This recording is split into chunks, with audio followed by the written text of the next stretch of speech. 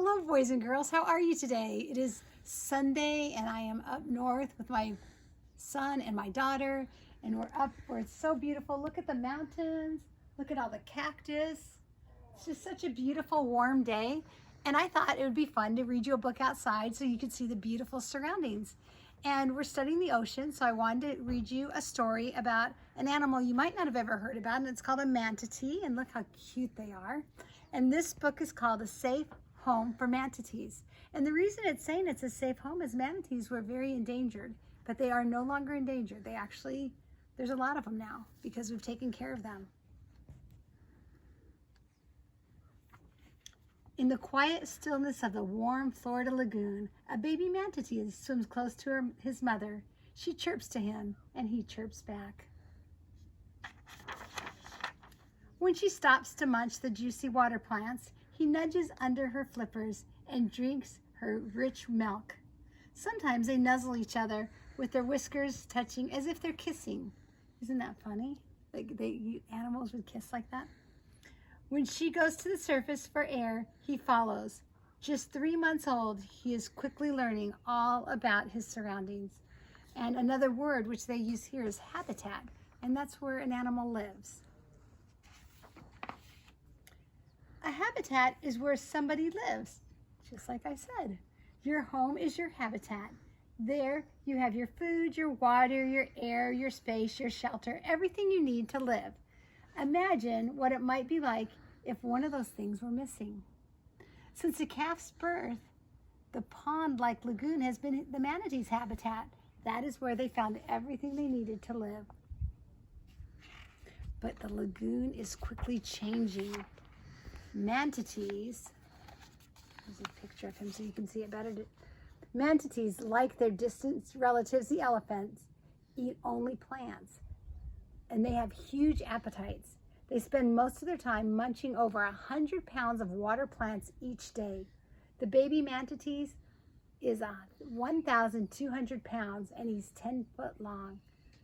And they are very hungry and they're always looking for food.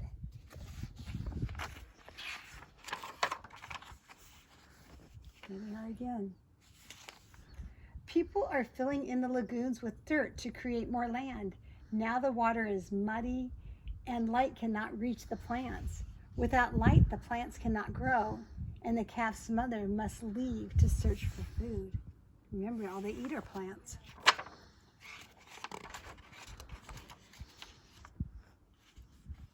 So there they are again. From the freshwater lagoon, the pair moves into the salty waters of the bay, where they cannot stay. Manatees need fresh water to drink, but it is getting harder to find because humans have changed many of their own freshwater habitats. Okay, so there we are again. They're changing it by doing that, and there's the manatees. The calf's mother travels the same routes her mother taught her. Now she is showing her baby the way, but people are constantly making changes to the manatees' routes. There's dams that are being built, canals that are being built, and the course of the rivers change.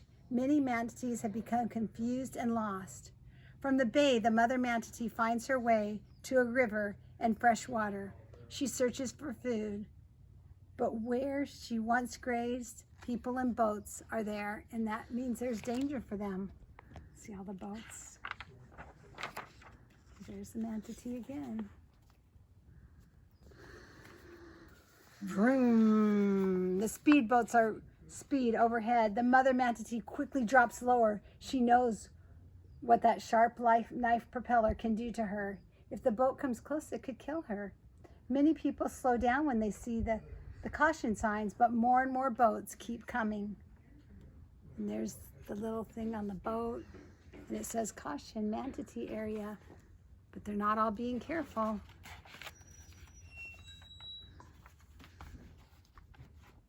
Two manatees continue on. It is growing colder, and they must find warm water soon. They cannot survive for long below 68 degrees. They head north through the rivers and the canals. The mother chirps to her baby, but he does not answer. She squeals for him, still no answer. Somehow they have gotten separated in the murky water, and two gigantic doors are closing. Wonder what that is.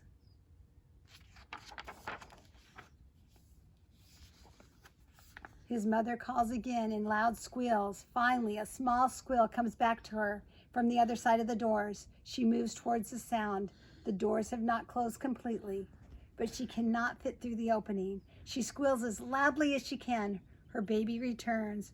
Her frightened calls. Mysteriously, the doors open wider, and she quickly paddles through. Mother and calf greet each other in joyful squeals and chirps. As they move on together, the doors thump shut. People who operate the doors watch closely for manatees. They help them get through the massive doors safely. It's pretty nice, huh?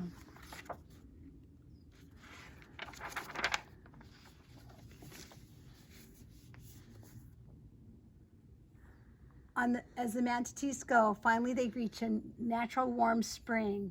This is a sanctuary, a protected place for manatees. Several hundred manatees have already gathered here, but some are leaving. So many curious divers frighten them.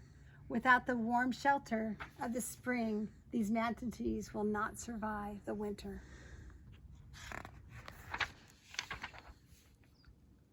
The calf and her mother are among the strong, healthy manatees in the spring, but many are weak from hunger, or they're injured, or they're sick.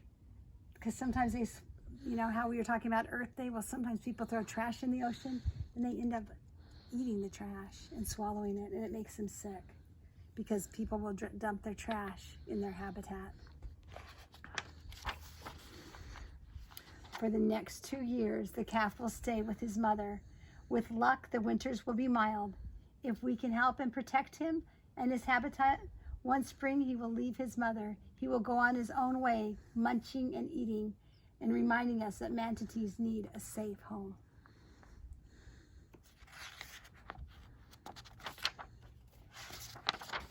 And there's a picture of a map where manatees live. And that's the end of our book. I hope you guys enjoyed that book today. And I hope you remember to always take care of your trash. Don't throw it in waters because that's not very safe. Remember, I love you and I miss you so much, and I hope to see you soon. Have a great day, you guys.